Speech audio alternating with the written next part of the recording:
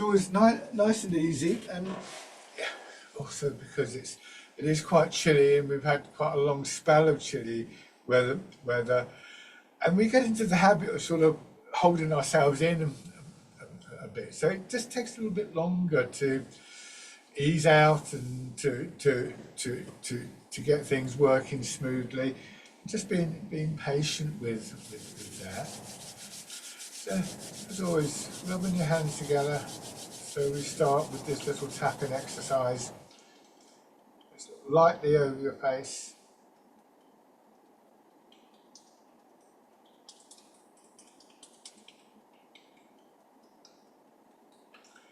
And then over your head and neck.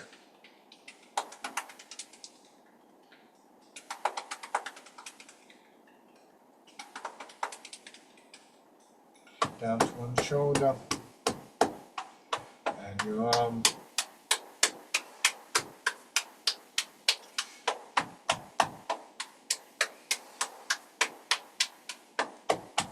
And then on the other side, and your arm.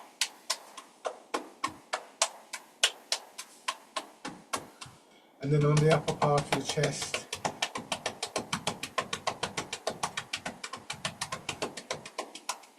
and your belly,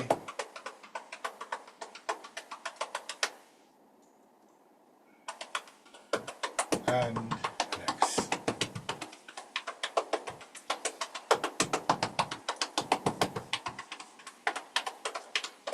So colder weather pulls us in, contracts us, and we're trying to get the opposite of that. So thinking a little bit about how you're sitting first of all, because it's hard to release that tightness in our bodies if we've got a posture that is throwing us offline. I mean, if I was sitting in a chair like this, for instance, then I can't just kind of ease out the tightness in my back, so I'll probably just fall out of the chair.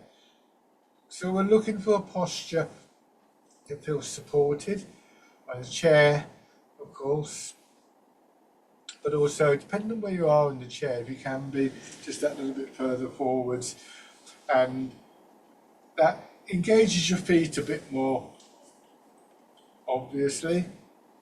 Easing forwards, feel a little bit of weight in your feet. Just careful that you don't do this for so long that your back begins to tighten up, and if you feel it starts to get a bit stiff, sit back and rest, or just slide back in the chair to get a bit of support for your back. But you want your back to support the front of your body, so try not to pull your belly in, tighten across your chest and ribs.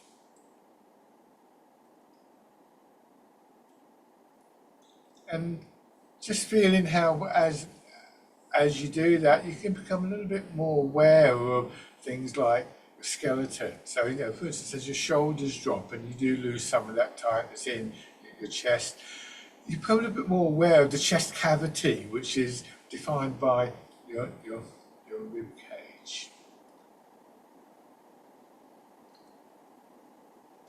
And just feeling that this awareness of your body comes to the front of your attention.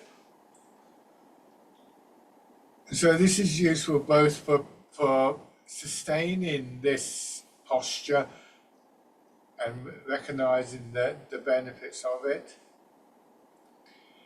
and also for giving yourself a focal point of attention that hopefully just begins to allow some of the other things going on in our minds to step back a little bit, to take a back seat, so that a little bit of relief, I suppose, from those constant kind of chattering thoughts. Maybe find that things like your breathing just naturally smooth off, because this posture allows for movement. So then, turning your head a little.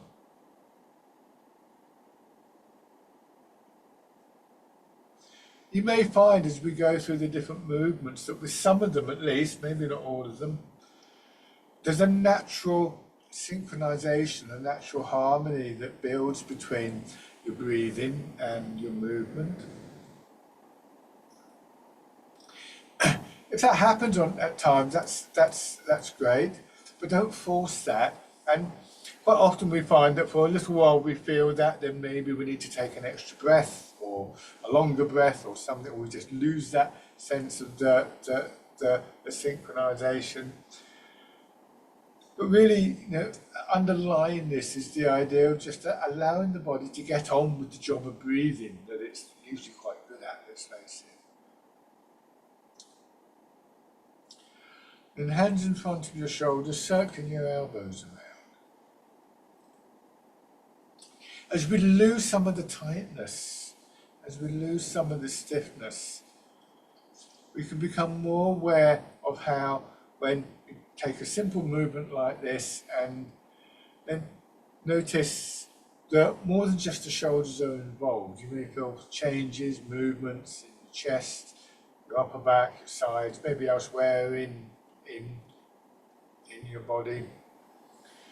And this sort of widens out, broadens out the effort and the effect of the movements. Going forwards now. So really it's quite difficult to simply isolate any movement in the body. And the more we can bring our whole body into the movement in one way or another, the less chance there is of straining in any one particular part of the body. Hands down to your sides, rotating your arms, a bit more subtle this, but again, particularly here and here, on the inside of the shoulder, but maybe across the whole of your chest, just a feeling of movement, of expansion and contraction.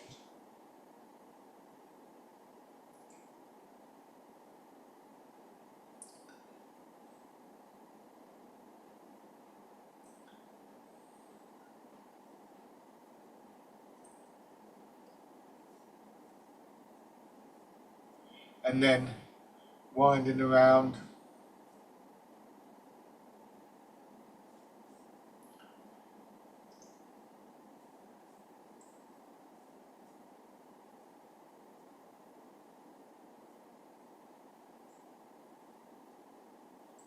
And back the other way.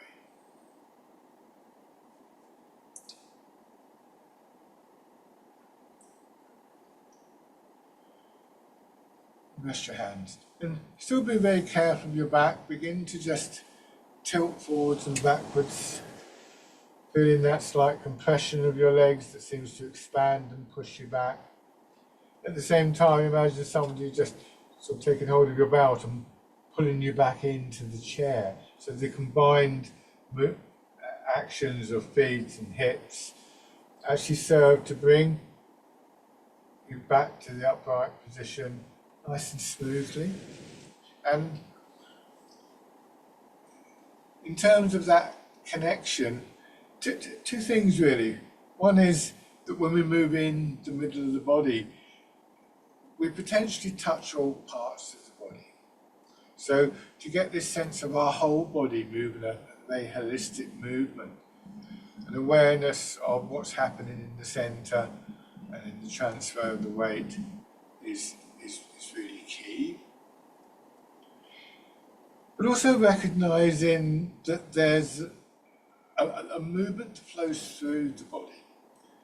There are movements like expansion and contraction in muscles, and I've already mentioned the breathing, that are specific to a particular function or a particular part of the body. But we start to get this wave-like feeling moving through the body. They say that in water, a wave travels through the water, but the individual sort of molecules of the water don't move that much. The wave flows through them and around them rather than actually moving them. If you've ever sort of thrown a piece of wood into the sea, especially on a quiet day, the waves sort of like seem to pass underneath it slightly. And a bigger wave will move it, but you might throw a piece of wood expecting it to get washed into the the beach, it can take a lot longer than you're expecting it to. And so this underlying movement, this connected movement through the body, is this is what we might describe as the flow, the energy, and is very much one of the things that we're trying to cultivate in Tai Chi. Again, structure is important here, and how we move, and this sense of moving from the lower part of the body, the centre of the body, hips, pelvis, waist, and of course our legs, our feet, and the transfer of the weight between hips and feet.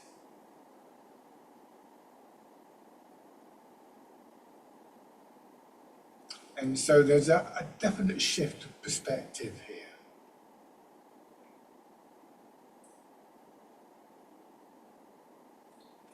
Now turn just a little. So you direct the weight more into one leg. In Chinese medicine, the quality, the strength, and the fluidity of that connecting movement, that energy, is one of the key factors affecting our well-being.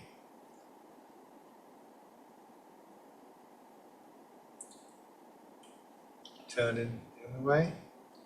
And we were just talking before the class started about painful areas, and one description of painful areas used in Chinese medicine is that the energy is knotted.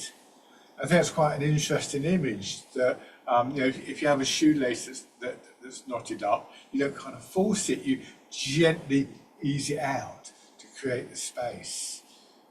And you could think of that fluidity of movement, unknotting those areas. And then rolling your pelvis around, drawing your head and shoulders around in a nice smooth circle. Your centre of gravity dropping, rooting down, hips sinking into the chair, so there's less weight to move in the upper part of your body. And the general direction of movement of your weight, or the pull of gravity through your body, is downwards into the ground.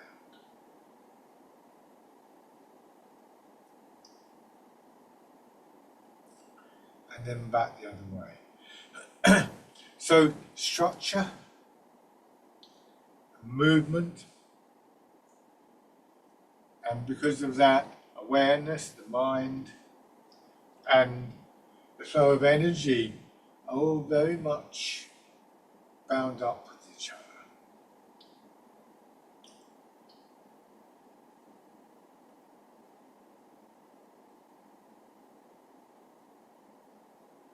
Coming to rest, back in this position as close as you can get to it. The ideal being that 30%, about a third of your weight, is actually in your feet. And just becoming familiar with this feeling of being supported without having to strain.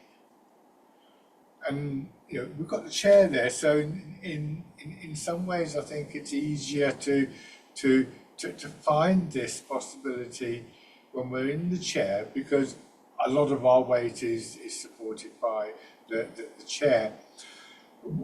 When we can do that, we become familiar with this feeling in the upper part of the body.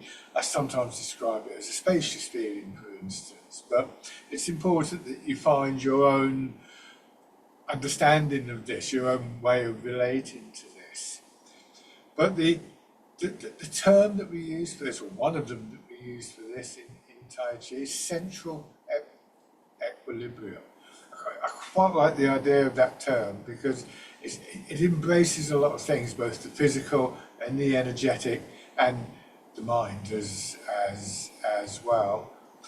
And you could argue that everything we do from this point on is one of the key kind of intentions is that we want to maintain a central equilibrium. So let your hands drop down to your sides, and then easing forwards and pushing back.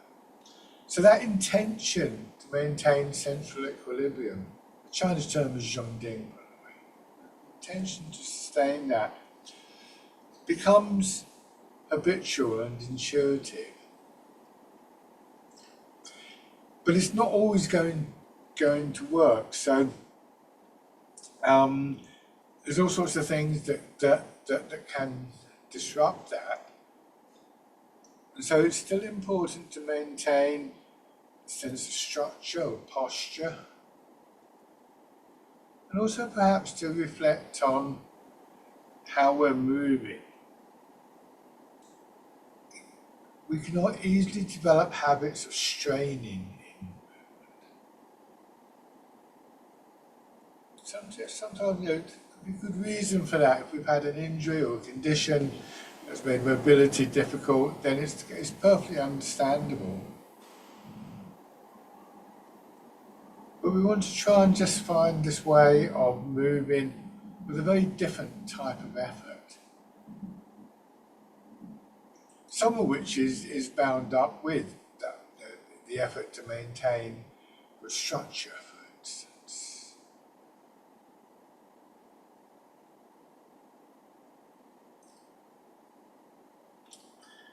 Fishermen cast a net. Arms beginning to swing from our shoulders. I go back a little bit behind my hips. Here as I go forwards, they swing a little bit beyond my knees. But not too far. We want to feel that our arms are moved by this movement forwards or backwards. And again, noticing what's happening. My arms can go to here quite comfortably. If I try and lift my arms up here, I'm now straining in my back. So I'm beginning to lose that flow of the movement. Just feeling the movement from the feet up through to your shoulders, down into your arms, settling into your hips and feeling the other direction from the hips through your back, through your shoulders and into your arms. One smooth whole movement.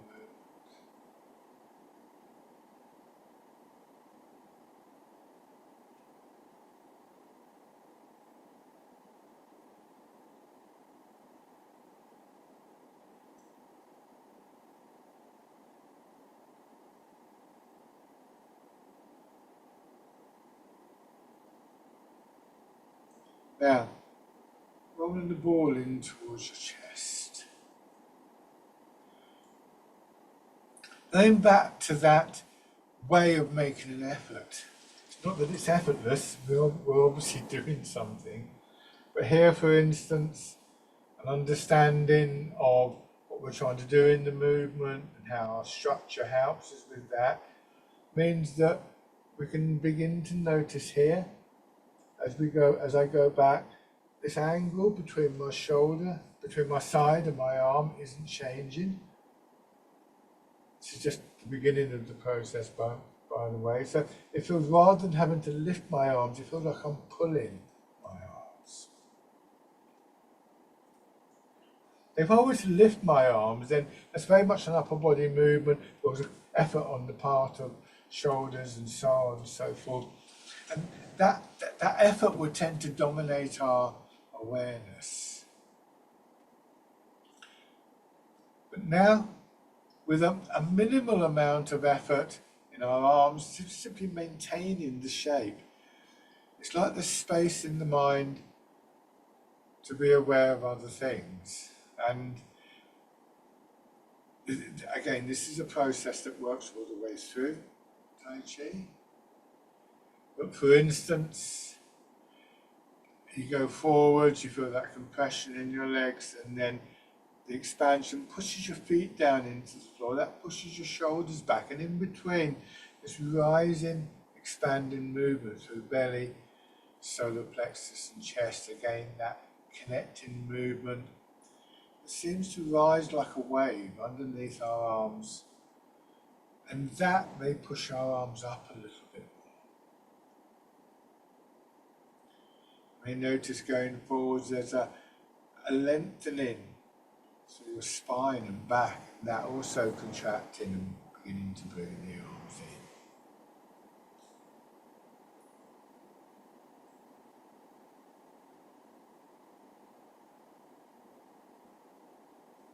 So, interestingly, although this exercise looks as though I'm doing quite a lot with my arms, it's a very quiet movement in arms, shoulders, and one of the ways that the quality of the movement is described is as though your whole body were being massaged. And if you think about what's happening with your shoulders, your chest, your upper back, again, it can feel just like the whole body's being massaged by the movement rather than having to strain. And again, this is something that we want to gradually build intentionally through all of the movements. And that's quite tricky with some of the movements. Now turning your hands, palm in, push out, and ease forwards.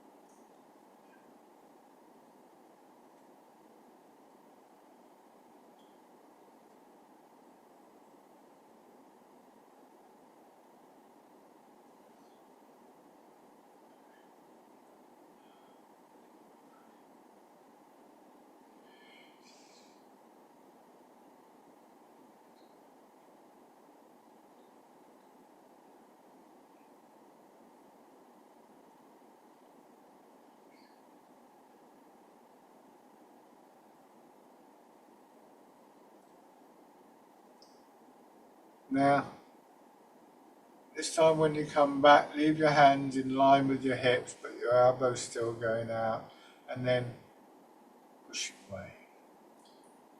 So now with this slightly more compact movement, we begin to feel that inner flow a little bit more strongly. So again, we've gone from just an awareness of structure, awareness through that of connection in the body, and as our awareness becomes more refined, that sort of morphs into an awareness of the flow, the energy, which now begins to feel stronger. And this is what is sometimes referred to as inner strength or inner resilience in Tai Chi. I prefer the term resilience. I think if we think of strength, then we can easily fall back into straining and stiffening up.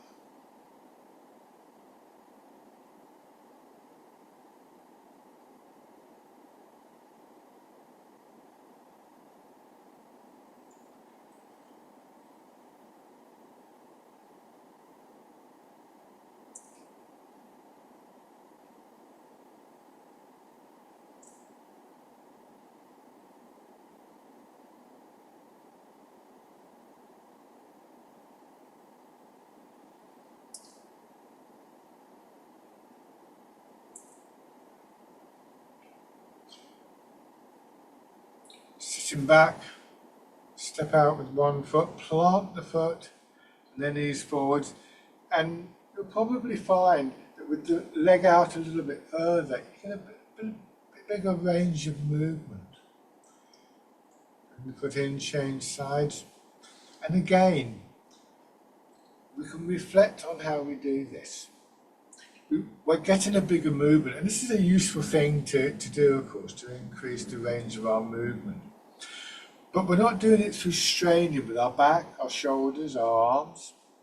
What allows and encourages that extra range of movement is actually the fact that the foot is out there. That means I can just go a little bit further and I can still feel my weight being supported. I think of this as being a bit like if you wanted to build an extension to your house, the first thing you'd do is make the foundations bigger. You wouldn't just build a wall on soft mud.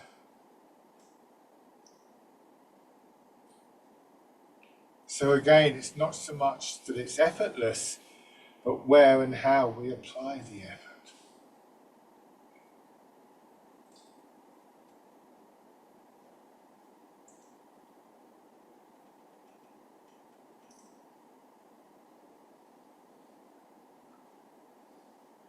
One more time.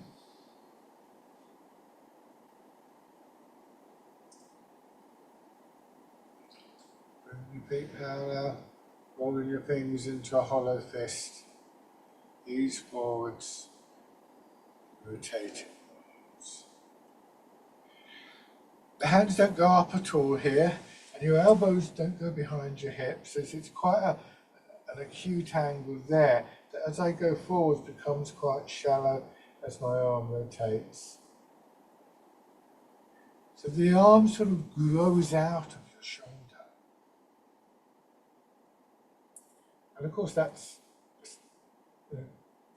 an extension of what's happening in your back. Your hips are going back, the shoulders forward, so your back is lengthening. So we start to feel it right over the fist, down into the base of the back.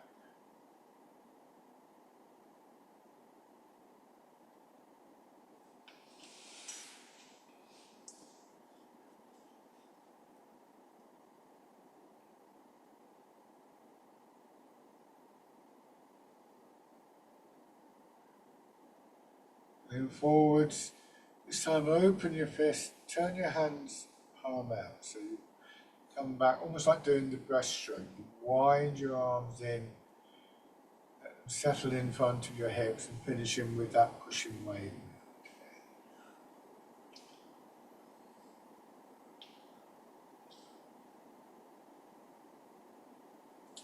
So your arms go out from your body, which they don't often do. They can go out quite a long way, but they're also going down. So you're less likely to strain.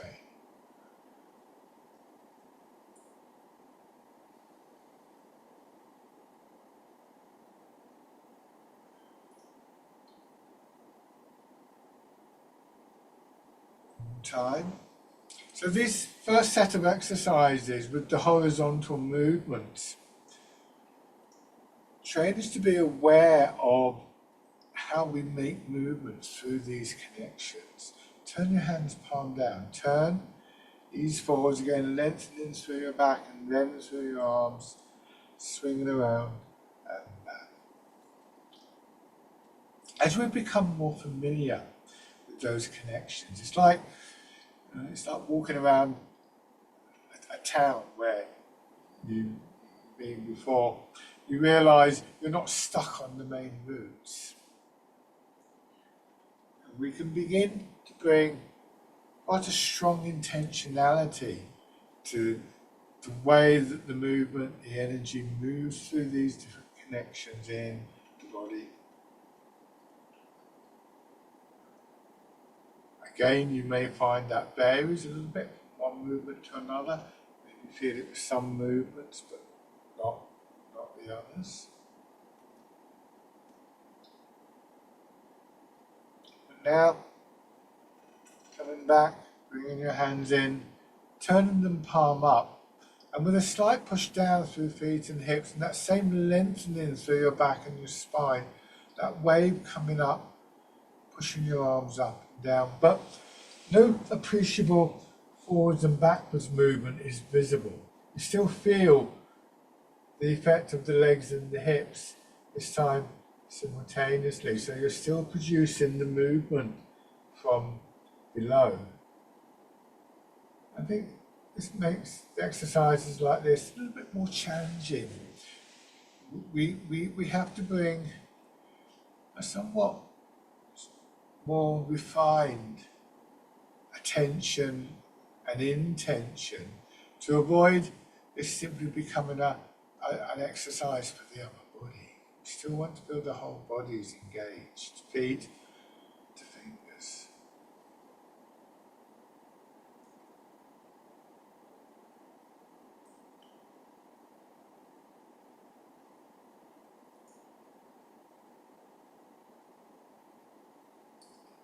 And then wild goose.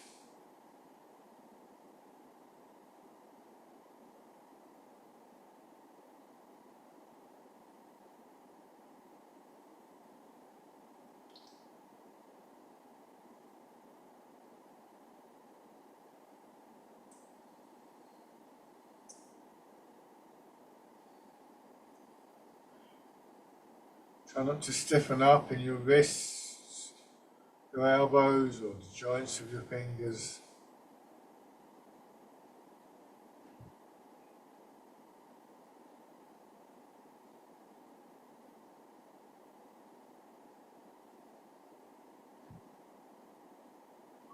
One more time.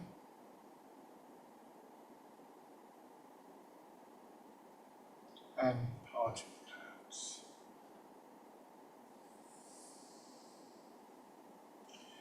Here we do go forwards a little bit as our arms drop down, just to allow them to slide in front of our knees. We go back and then the push up, feeling that expansion through the belly, up into your chest.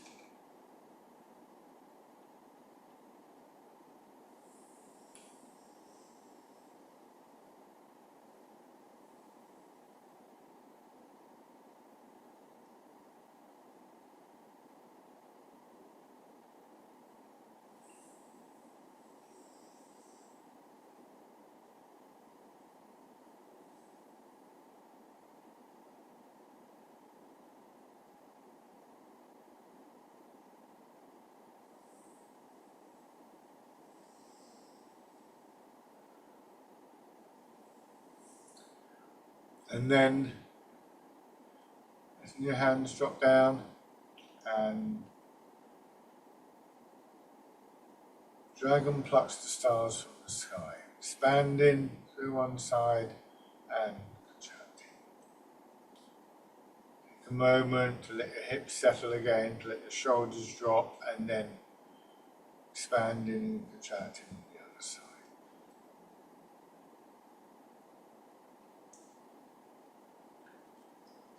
Letting gravity work down through your body. The weight of your head, the weight of your arms dropping down towards your hips, your feet, your legs. Compressing that area, and the compression once again leading to that upward movement, that upward energy. Once again, a really important connection here with structure, because if we have tightness in the body, we put a barrier in the way both of the pull of gravity downwards and the resulting rise in movement upwards.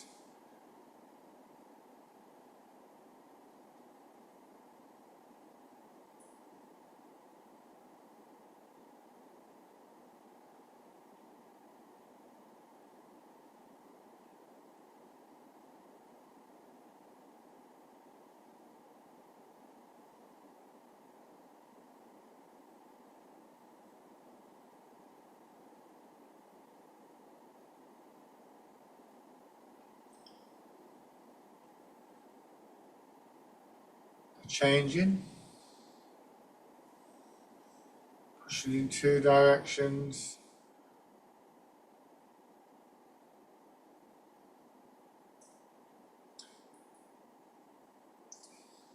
Another technicality to be really aware of, again relating to this idea of the range of the movement.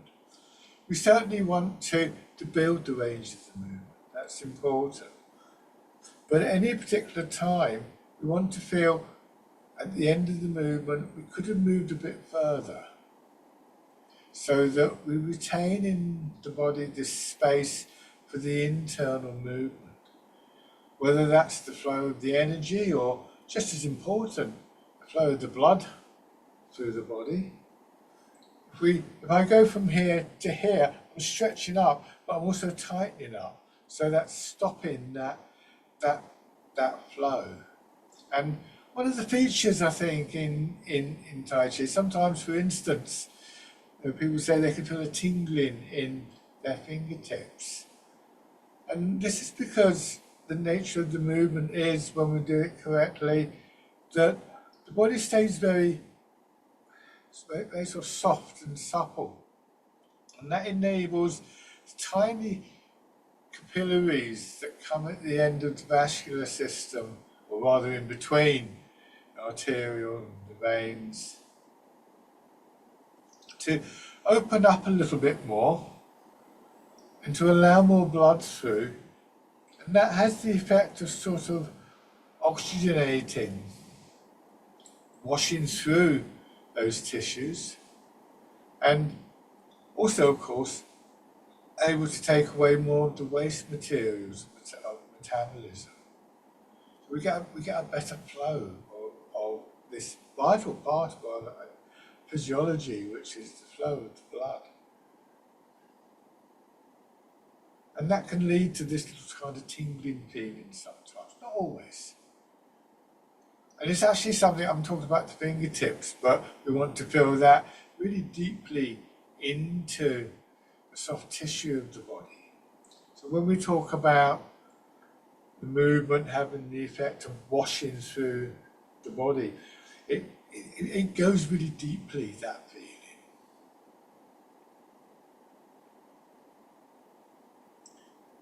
And again, there's a link there back to our structure. It's hard to get that suppleness in soft tissue of the body if for some reason your structure is throwing you offline, causing you to strain.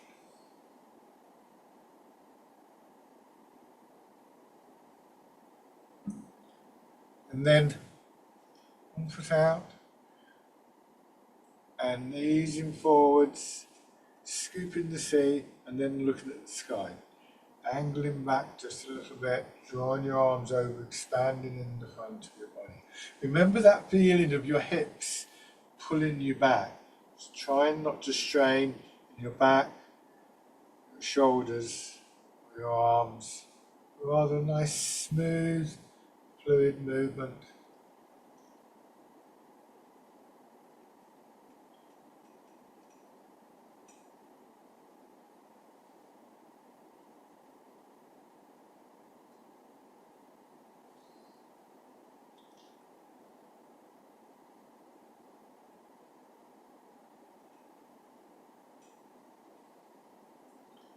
And then hands fisted and grasping the tiger's ears. Again, quite a tricky movement, this one. It can be quite a strain on the shoulders, but feel here there's an expansion in your chest, angling forwards, the chest contracts. So more than just your arms should be involved in this movement.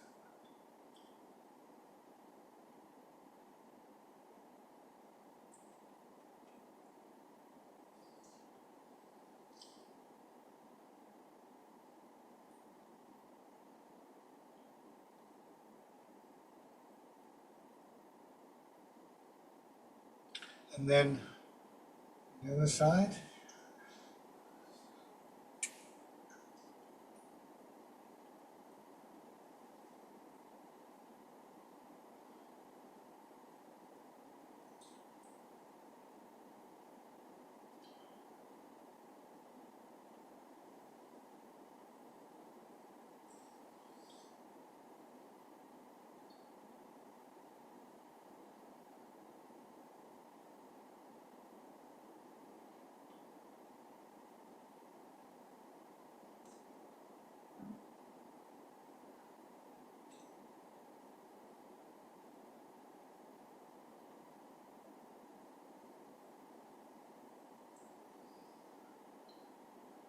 and then change into grasping the tiger's ears.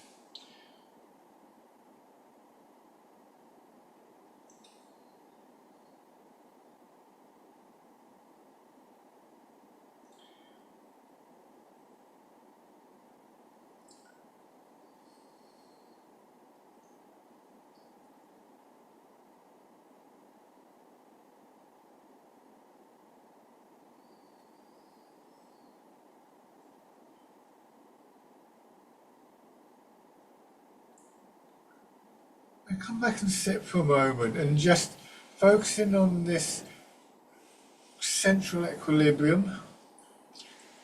I suppose particularly in the upper part of your of your body, just getting a sense for how this can feel for you.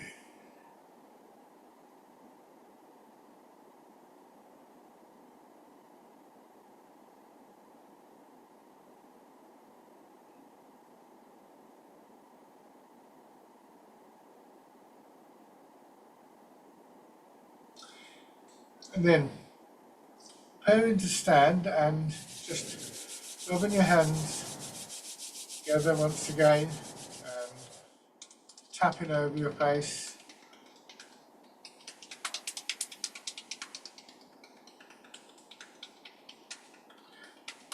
And over your head and neck.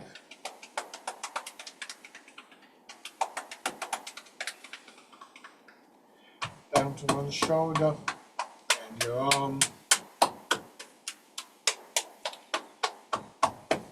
And on the other side.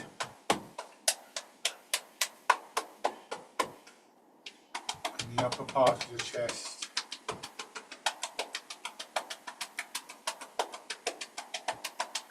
And then your belly.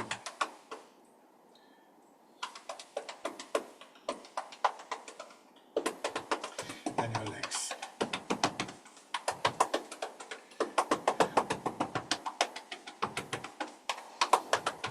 And then just to get the blood moving in your legs a little bit more, pushing your heels up.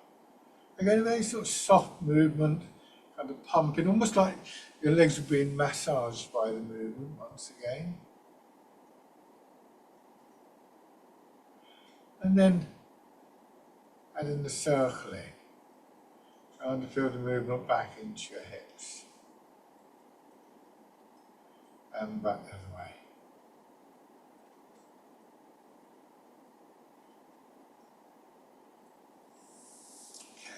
Now, coming to standing.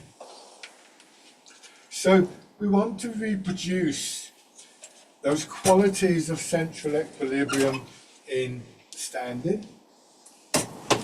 Now, from a structural point of view, it's obviously going to be different because there's no chair there. So what we're looking for is a posture where we can imagine, for instance, a line going down from our shoulders to our hips, and then from our hips to our ankles. Want to have your weight a little bit forwards in your feet, and just let your hips drop back a little bit. And again, this feeling of just settling, of allowing your centre of gravity to drop, so you're carrying less weight in the upper part of your body. And then when we start to move, again, perhaps more obvious when we're standing, but this sense of moving from the ground, just letting your hips drop back and down, bring your hands around as though you're cradling the ball and pushing up, feeling your upper body expanding, filling up with that movement, that energy, and then draining away again.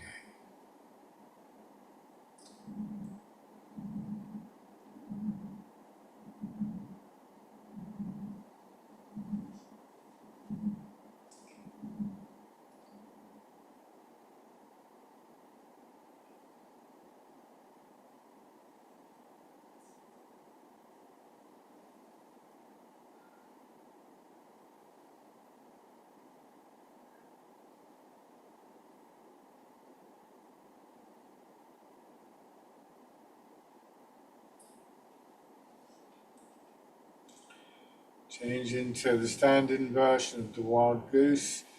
Again, what we're looking for is to feel that our arms are being pushed away from the body rather than feeling that we have to lift them.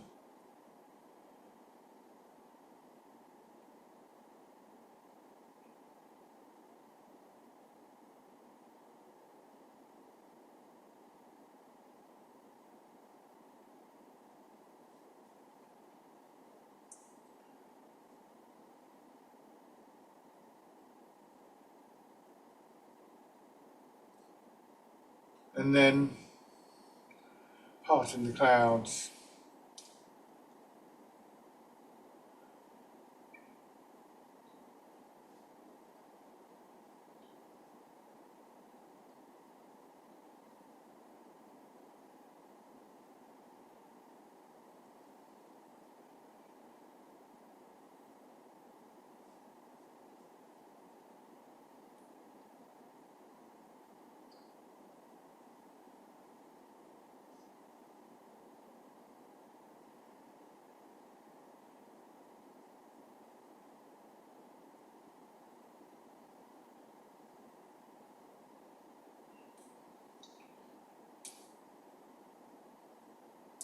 Lovely. And one forwards, and just begin to transfer your weight, trying as much as you can without straining to maintain, again, however you experience this quality of central equilibrium as you move your weight, but probably sort of losing it a little bit in transit.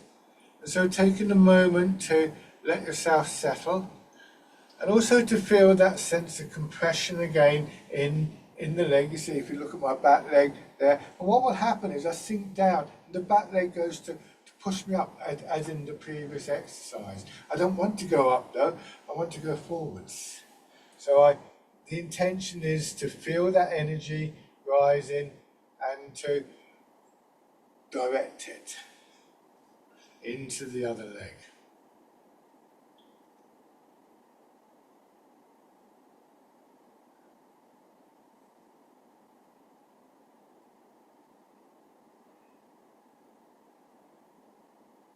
When you go into your back foot this time, raise your front toes and just feel how you shift back a little. I've still got my front foot turned out a little bit here. When you go forwards, push your back knee in, let the heel come up. Again, you shift a little bit more. So you begin to find that alignment, that quality of central equilibrium over one leg. We've gone from feeling it in the chair to feeling it over two legs, and now over one leg. And hopefully now you bring your foot in with the step in.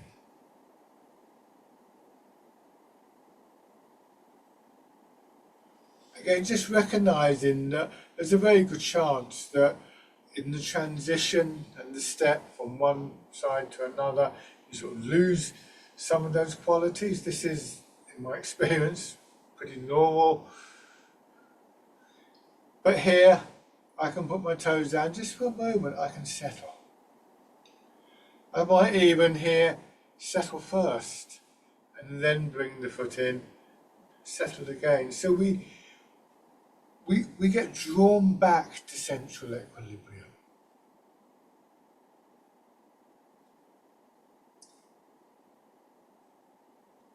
And then on the other side. So the process is one that we experience in other ways. You know, we rarely, if ever, walk in a completely straight line. We kind of veer to one side a little bit and then to the other side. You notice it very much if you ride a bike or drive a car. You hardly ever keep one particular straight line. You kind of move, you kind of ease a little bit to the right and then maybe back to the left. So you're constantly correcting. And it's the same with maintaining central equilibrium. We know what we're looking for both intuitively and technically. We will go slightly offline at times, but we can come back before that offline becomes too much. It's like if you're riding the bike and you didn't correct, you'd eventually just fall off the bike. Raising the toes and the heel. So this is an important process because it means that we can begin to find these qualities that we associate with central equilibrium outside of the actual practice sessions. Walking down the road, standing in the supermarket queue, doing the washing up.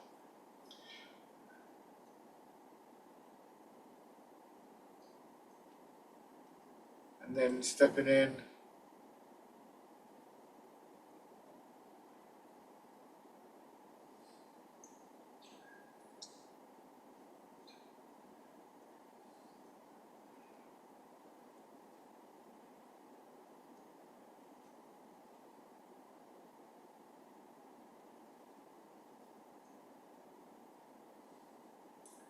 And then step through. Each time.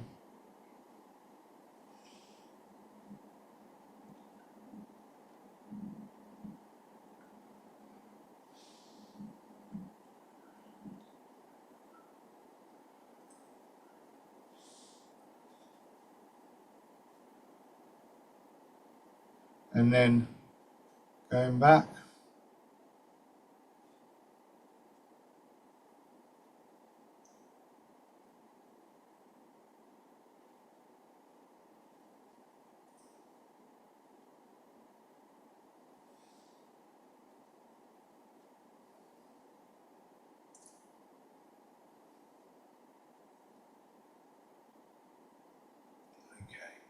Now, moving my movement, stand with your right foot forwards. Go into the front foot, settle down, turn your body and let that turn swing your arms out. Feel the expansion in the upper body. As you go back, let the hands drop, sink into the back foot, turn to your right, swing the arms out. This is the exercise Wind Blows the Willows. Contracting, expanding,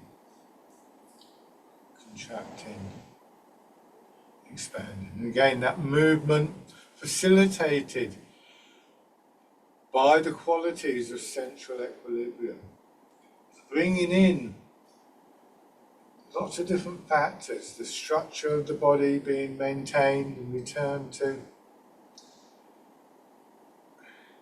transfer of the weight, turning in the centre of the body, the patterns of expansion and contraction of yin yang working through your body, bound together by this awareness of a connecting energy and an intention to move that energy in a particular way.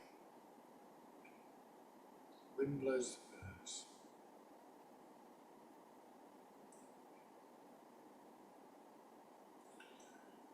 And then the side. So, going forwards, recalling previous exercises, both seated and standing, remembering how maybe in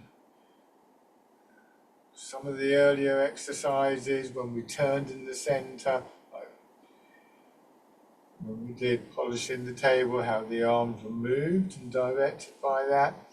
Remembering that sense of a rising movement through the body, expanding upwards and outwards.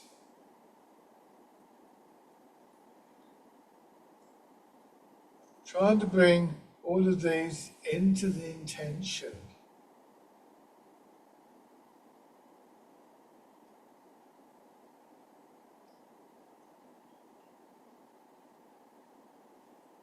And then combining this with the stepping, just going forwards and backwards depending on where you have the rope. This is dragonfly skims the water.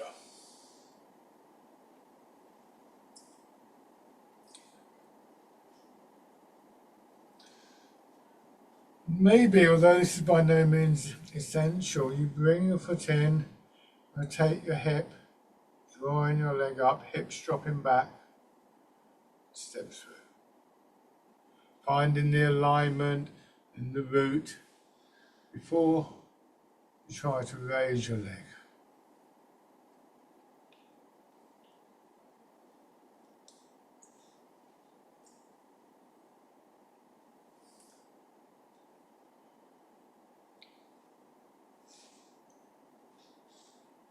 and then changing direction. Again, I would emphasize, I look to find my root, my alignment, and only then raise the leg.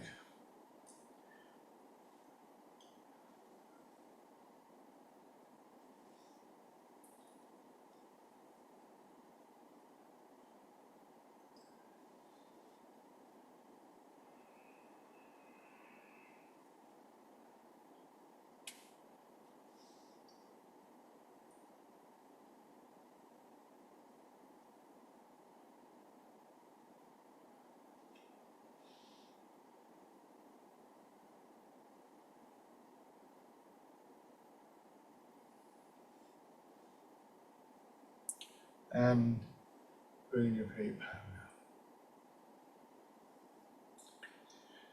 Shake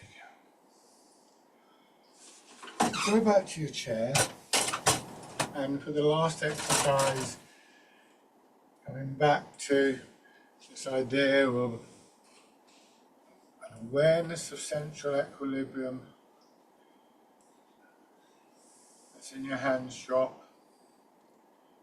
pushing them out again, a bit like the wild goose, but bringing your arms around as though you're going to hold the ball against your chest. Feeling your hips sink into the chair, feeling your shoulders drop down, drawing your hands in, and then this settling, this returning process. So that's what the name really tells us what's going on in the exercise. Embrace tiger, return to the mountain, return into central equilibrium.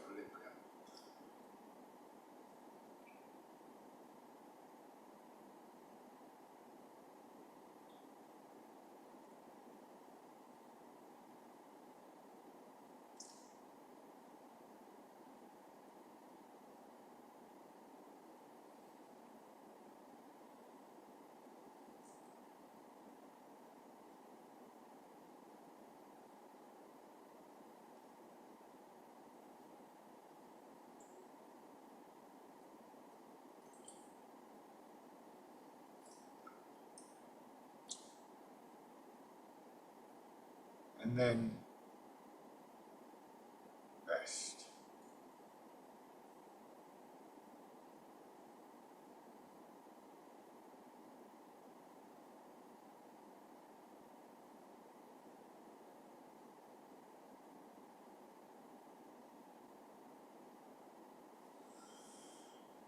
Right, open your eyes. Lovely. Thank you very much. So I enjoyed that. I hope you did too. Bye for now.